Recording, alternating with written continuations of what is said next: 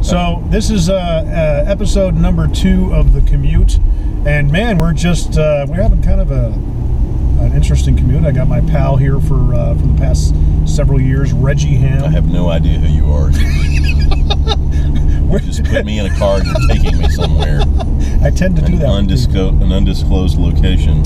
And we're just going to talk about whatever comes up. Regie and I met when I was working in radio. He came in and told me the story about the Full Circle. That was good. Yeah, that was the original blog. Yeah, that blog basically. You wrote the song for 2008. David Cook, the hit single. Time of My Life. Time of My Life. It was a hit single, Jim. People just remember it. It rolls right off their tongue. They never have to think about what song it was. Yeah. So Time of My Life, that was a very big hit, still being used today in like production pieces and such. Yeah. And basically, to kind of give it a nutshell, the story in a nutshell was that you had... Let's make people Google it, Jim. Yes. Let's just make people Google it. Go find it on YouTube. I've told the story so I don't even want to talk about it anymore. The Time of My Life on YouTube, Regie Hamm. Things were really bad, and I wrote a song, and they were really good. There you go. And now, after that, now here we are, fast forward to 2016. Yeah, 8 years later. 8 years later. Holy crap, dude. I know, right? It's crazy. Oh my gosh. We've known each other for 8 years? Yeah. Wow. Yeah. That's Why not? Sure. So, wow, that makes me feel old. Time is, but I think time is relative. It is. It could be. We mark time a certain way. I got a whole thing about that. Like, why we decided that a year was a year, and who came up with that? You know what I mean? And then we've put these markers on our own age.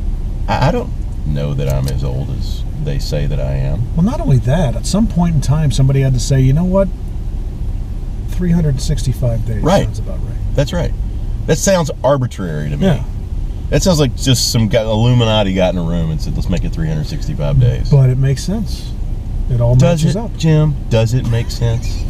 It all matches up. You know, we hit, it matches up because we want it to match up, because we make it match up. We got to make some adjustments every 4 years with the leap year thing. Right. And add a day. All right, talk to me about that. What's up with a leap year? It's human fallibility. We didn't get it exactly right. That's because we just made it up. It's all the positioning of the sun in the sky and having sundials and stuff. I think that's where it came from. All right. The one thing I enjoy is your blog, as many thousands upon millions of people do. Thank you. I've got blog readers all over the world, which is very interesting. Social media, I'll tell you what's happened in 8 years is social media has gone to a whole new place. The original blog that I posted about the American Idol songwriting win, and the subsequent use of that song at the Beijing Olympics. My daughter's from China, all the way that all ties together. That's essentially the story. I've spent the last 8 years kind of telling that story. I wrote a book that came out in 2010 that recounted that. And so I get people call me to come sort of be a quote-unquote inspirational speaker, singer type. My shows now are very different than they used to be. Mm-hmm. It's really more me telling the story and singing the songs that sort of relate to that, because I wrote songs through that period that sort of coincide with what was going on in our family life. Well, that's another interesting I've always, this. I've respected you as a songwriter for a long time. My brother and I are both musicians. We can appreciate quality in music and songwriting. Obviously, today's music, and I sound like an old fogey by saying this, but even the country music. Kids today, get off my lawn. With their loops and their funky beats. But there's the songs. When I first got into country music in 2005, we were moving to Nashville from Las Vegas. I was radio, and there was substance to the songs. They told a story. Yeah. They were clever. They had very. Is that you or me? That's my phone. Okay. That's very relevant song topics that related to where you were in life or our demographic. And you listen to the stuff that's coming out now, it's really lowest common denominator songwriting. It's all party songwriting. Yeah. A good friend of mine, Will Nance, has a great quote. He said, "This is the worst time in history to be a great songwriter." It's and the funny thing nobody is, cares anymore. You know, what are there, six songwriters on one song to write this dribble? I got into. I wanted to become a songwriter after I heard Desperado, and when I was 9, and that's when I started writing songs. And I wanted to do that theater of the mind, storytelling, cinematic, and that's the kind of world I wanted to operate in. That's where I wanted to go as a songwriter. It is hard to do that now. Nobody's really interested in that. Yeah, and that's where the market went. I still believe that there's an unspoken majority of people that want to hear songs go back to that. It's a matter of distribution of those songs, of getting them exposed. I think, like, we talked about, I'm a huge Gary V fan, Gary Vaynerchuk. He basically believes that everybody in this day and age has got an at-bat more than ever. Yeah. Basically, with the internet. I agree with that. With the gatekeepers being made basically irrelevant. Sorry, I keep on belching. We just ate. Wow, thanks, man. No problem. Feel free to burp through my segment. That's awesome, Jim. It's the little things. Yeah. The thing is with, what he talks about is he's basically giving a message of hope to people who think that it's hopeless. That if you're 50, 55, 60 years old and you've always wanted to talk about your passion for knitting, then start a blog, start a vlog. Yeah. So whatever medium makes sense for you, and just go for it. And that's the thing that frustrates me with a lot of people, because I'm big on looking at what other people are doing and telling them how, hey, okay, this is what you need to do. I've always been that way. I've always, you should do. No, you're really good at that, man. You're a great encourager, and you've always got a real good take on what someone else, What if you were the guy? In fact, you're the guy that did the VidSig for me for this, the Full Circle blog. I had never really even considered something like that. We do live in a world where there's almost nothing that isn't available to you now. I grew up in a world where that wasn't true, where you had to work to get in a recording studio. As did I. Where you had to. I distinctly remember, and it doesn't feel like it was that long ago, where the first time I was in control of a recording session in a 24-track studio, my hands were shaking. Because it was like, this is what you work for, and you can't squander the opportunity. You better make some magic. Now I have 5 times that ability on my laptop computer in my office, and everybody can get that. It's available. You can spend $1,500 and have exactly what I made way more than what I made my first record on. It's funny because plus you can video it, and then you can upload it by the end of the night. By the end of the hour, and if it's radio ready, it's ready, and if people respond to it, you might have a hit by the end of the day. Yeah, and you'll know. Now the analytics are right there. That's never happened in human history. No, never before has that happened. We were talking earlier about the ups and downs of coming into massive wealth and then going back to not massive wealth. Yeah, and you can hit if you have success in the entertainment business. At least, I came up in a time when you could do that. Yeah. When suddenly you could. That's the only thing I don't know about now. It's like, you can have a hit by the end of the day, and I have no idea how you make money on it. Yeah. If you got there's so many 8 million YouTube, I don't even know what that means. Yeah. If someone says I've got 1 billion likes, it's like, that's wonderful. And then what? Yeah. I come from the world where you knew you had a hit when people went into a store and laid that money down and said, I like this enough to pay for it. Right. And nobody really does that anymore. And that is where it's different. It's crazy. And that's where you have to almost aggregate everything you do. Like, I do 5 or 6 different things, and my income every year is not necessarily related to any one of those things. It's sort of related to all of those things, but in an aggregated kind of way. You see, I'm of the school of getting into industries when they're on the decline. I can pick out what it is. If I'm working in it, you can probably count on it. If it's nosediving, you're in it. You're at the nose of the plane. That's right. I love that. Well, I was too. I just didn't know it. Right. I didn't have any idea. I didn't know it. I mean, I kind of knew it with radio. Not that radio is taking a nosedive. I think radio is very strong right now. I think radio has a lot of viability left in it. It still is the main medium that people get introduced to new songs. Well, it's now the only place where songwriters make money.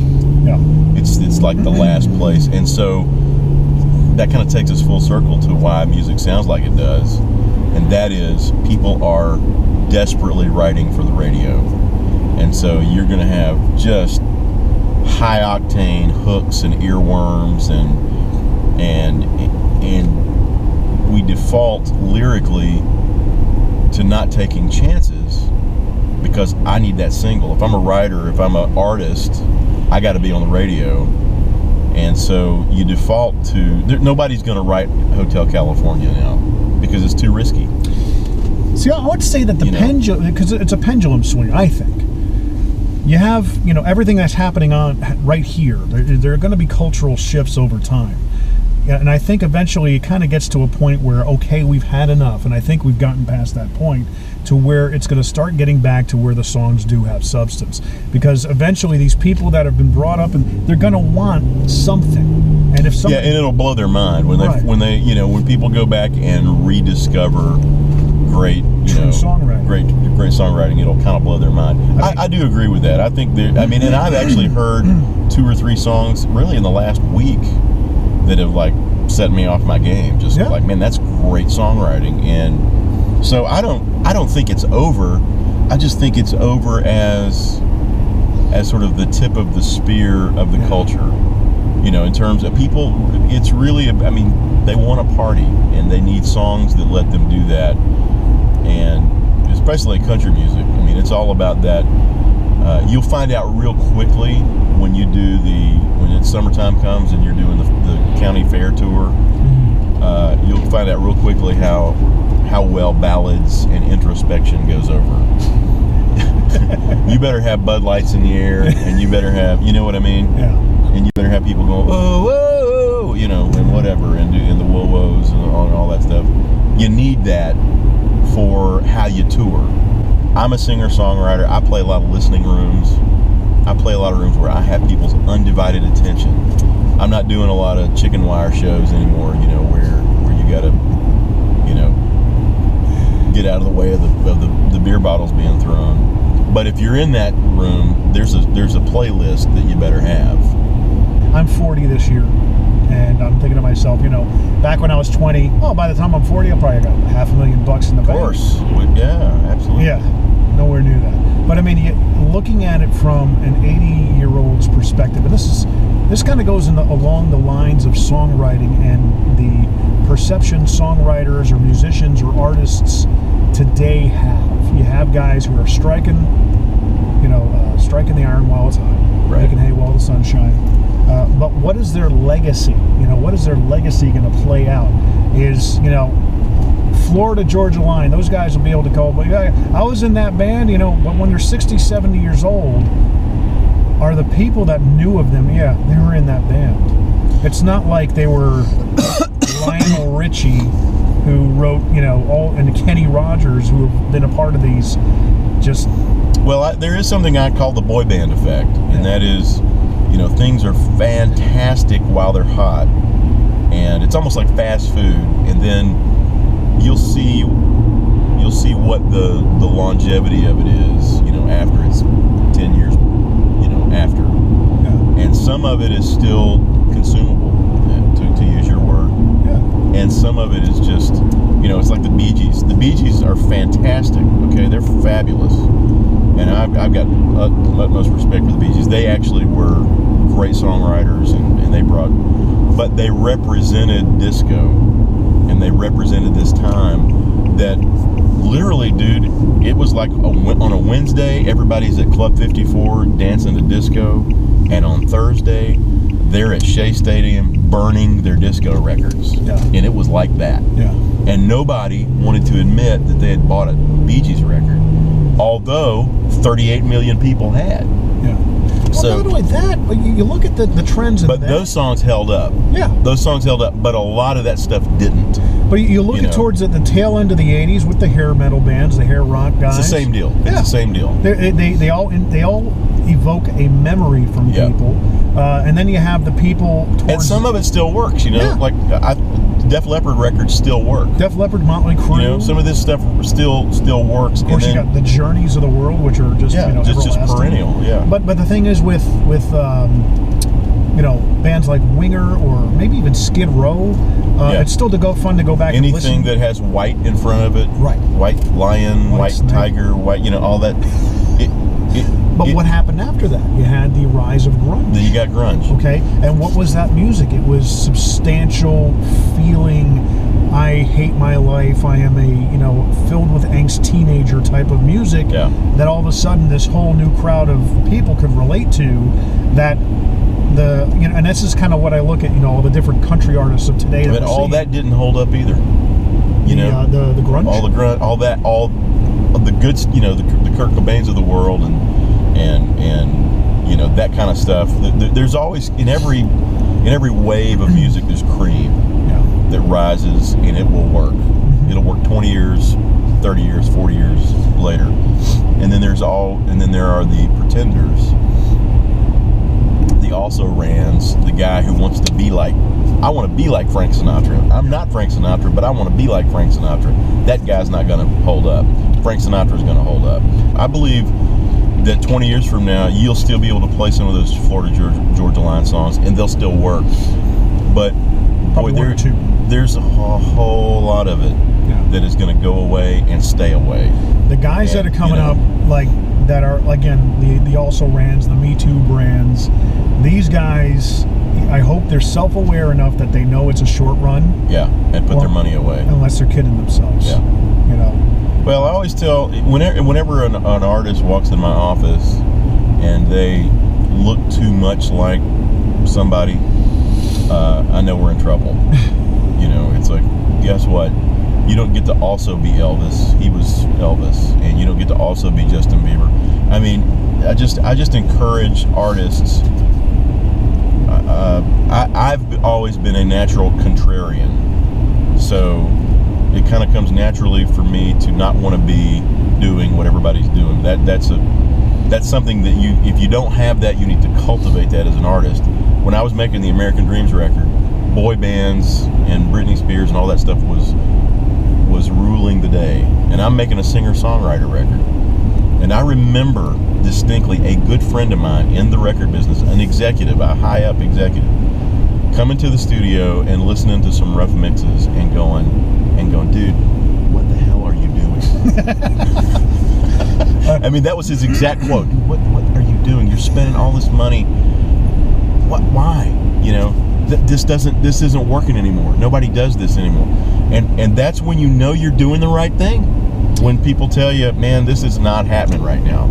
Guess what? That's what you need to be. You don't need to be doing it just for the sake of it. You need to be doing what is lighting you up. And if what's lighting you up doesn't happen to be working or be ruling the day on the radio, that's okay. Give it time and keep doing your thing, because if you're doing somebody else's thing, man, you're kidding yourself, and you're going to have a shorter run than you think. Can you still take a song and put it on iTunes just arbitrarily, or do you need an agreement? Obviously, they take a piece of it. You can put it on iTunes. So, I mean, there's a way to monetize it there and make if your stuff is good and you have the audience, you ought to be able to make a decent living. Well, getting the audience is the key. I can throw a song up on iTunes, and I can hope that it goes viral and people want to go buy it. But I'll be honest with you, if it's up on iTunes and then it's up on YouTube, what's going to happen is people are just going to watch it on YouTube. Yeah. They're not really going to go to iTunes to buy it. I think they're going to try and sample what has happened in our household. If a song is good enough, we will go and buy it. Right. And if it sticks and we enjoy listening to it, I'll go ahead and put it on my phone. And I have the technical ability. But listen to what you just said. Yeah. Listen to and this is what everybody says. I'm not singling you out. I'm not calling you out. But just think about what you just said. If the song is good enough, I will buy it. We as a industry are still having to audition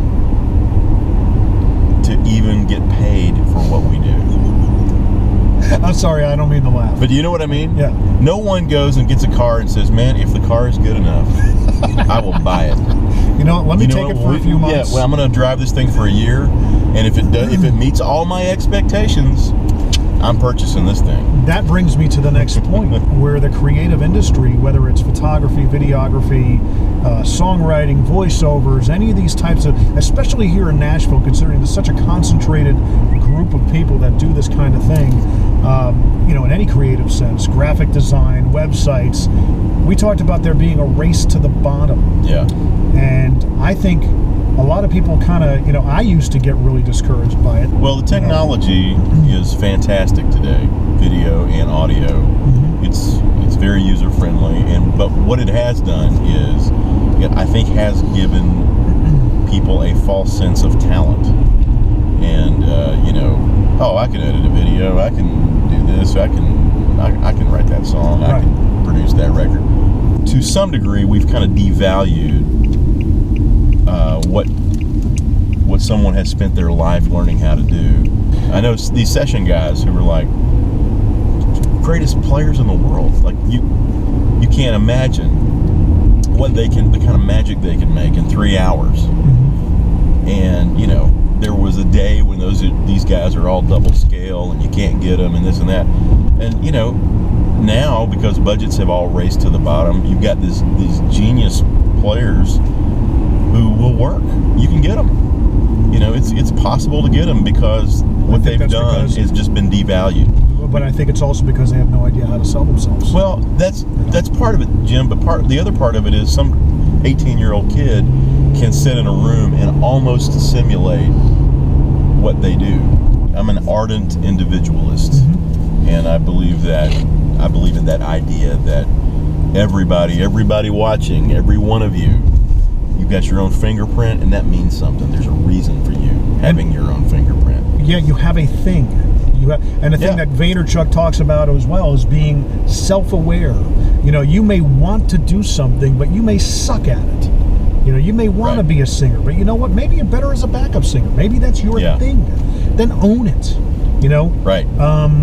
What's his name? The actor is. We actually met him once. He's a really nice guy, but always plays the Spanish bad guy. Danny Trejo. Okay. That's his name.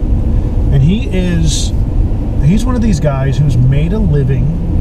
He's a little bit more of a mainstream actor now, but in the beginning, he was just a bit part actor.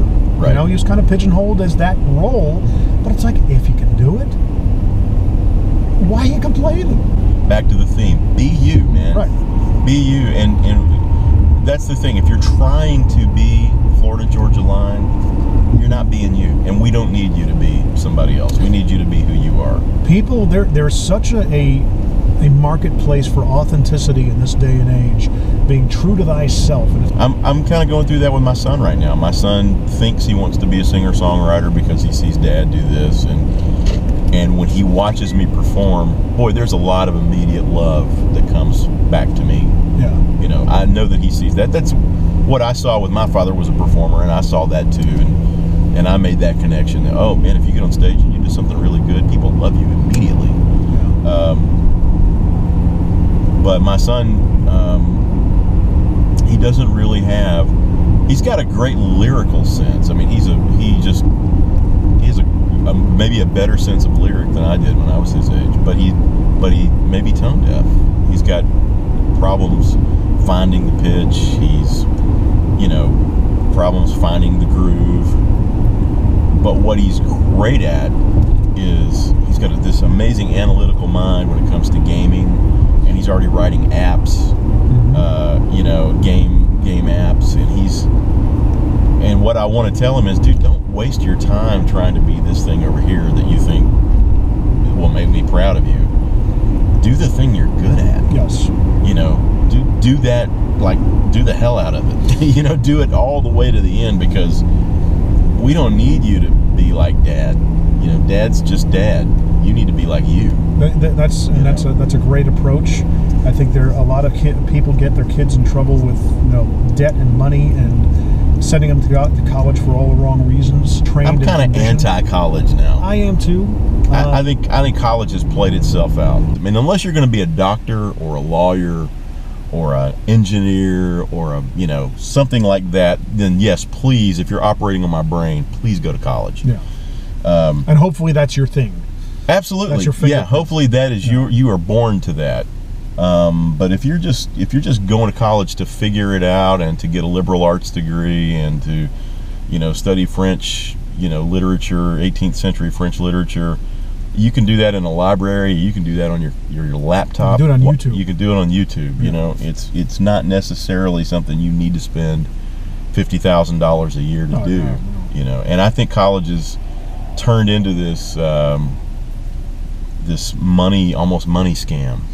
It is. It's becoming a bubble too, because people are graduating with worthless pieces of paper and they have house-sized mortgage payments to pay off. One of the things, and I believe in certain conversations or snippets of conversations you have with people in your life, you'll always take them with you and remember them. One of them that reverberates with me is I was having breakfast with Rich Redmond when I was selling for Honda, considering moving over to Mercedes, and or even Lexus at the time. Rich, the drummer for Jason Aldean. He is one of the best branding guys in the music business. That dude has taken a sideman gig to places no one else has ever taken it. I love watching that guy. He's on fire, man. When he was doing his thing back in the day and people were throwing flaming darts at him, he would get really upset, and I'd say, dude, it only means you're doing it right. Yeah, no, that's advertising. He turned that gig into something more than that gig, and it probably has entrenched himself in that gig, because now he's a brand. Yeah, and that's something that's admirable. As long as he does his thing with and plays his heart out every night and plays every song like it's the first time he's played it. Yep. He'll have a job in that band. I'm more than confident about it. But the thing is that he told me, he looked at like the little Honda insignia on my arm, and he knows me. He knows where I came from. He knows what I'm capable of with marketing and voiceover and stuff. I said, well, what do you think I'm doing? Here, now the shoe's on the other foot. Look at what I'm doing. What do you think? And he looked me square in the eye and says, you're not meant to do what you're doing right now. He says this, right. And he actually made this little shame on you. And I said, yeah. I said, but I got a family. I got to make sure that they're provided for. This is responsible. And the funny thing is that I really enjoyed selling cars. I love selling Mercedes. I had this conversation, another snippet of conversation I had when I left Mercedes. The general manager just looked at me again and he says, James, because I called myself James, do what you're passionate about. Yeah. And he says, you might be passionate about this, but you're not as passionate about, you're more passionate about doing this other thing. And I said, yeah, I know. It's just a matter of having the cojones to go out there and make it happen. And you got these mouths at home that like to eat every day. Yeah. And I've got the same thing, and that definitely changes the conversation. And it's honorable to go do what you have to do to bring your comfort and everything that you need to bring to your family. You got to do that. And so there's nothing wrong with that. But he's right. You're not born to sell cars. And that doesn't mean you can't do it for a little while. No. While you're getting to what you need to do that you were born to do. But I should have been doing it in my 20s. Yeah, exactly. Then he shows you that's not too late. I don't believe it. I don't believe it's ever too late. Again, time is arbitrary. We've made it up. We're coming back full circle. We've made up time, Jim.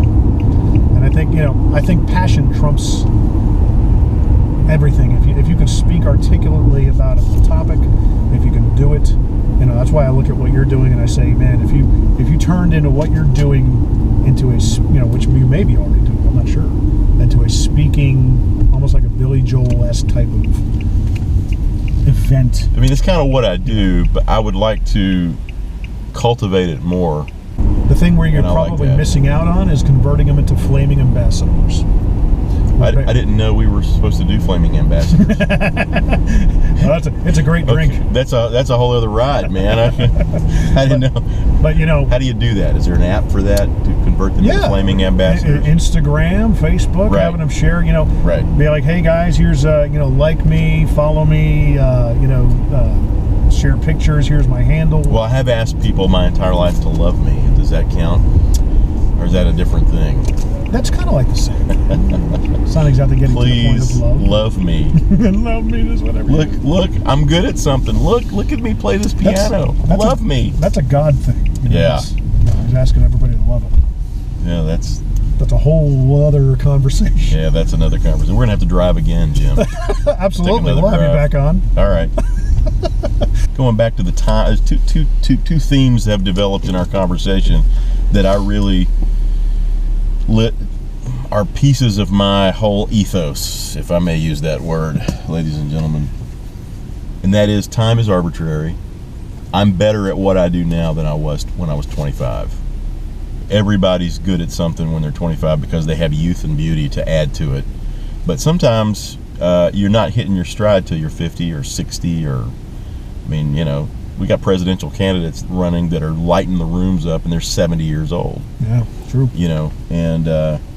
And they That's a great point. and they look energetic and they look as fresh as a daisy because time again is arbitrary. Your body decays naturally, but doesn't mean that your message has to, or that your passion has to, or that your ideas have to wane. That's the first thing. And then the second thing is just to thine own self be true. You got to be true to yourself and follow your thing. And very often, this is the sticky part. Very often it will mean nobody will care. But at some point, someone will care. If you know how to sell yourself. And even if you don't, the right person will show up that needed exactly what you had to say. Yep. I think that's what it's all about.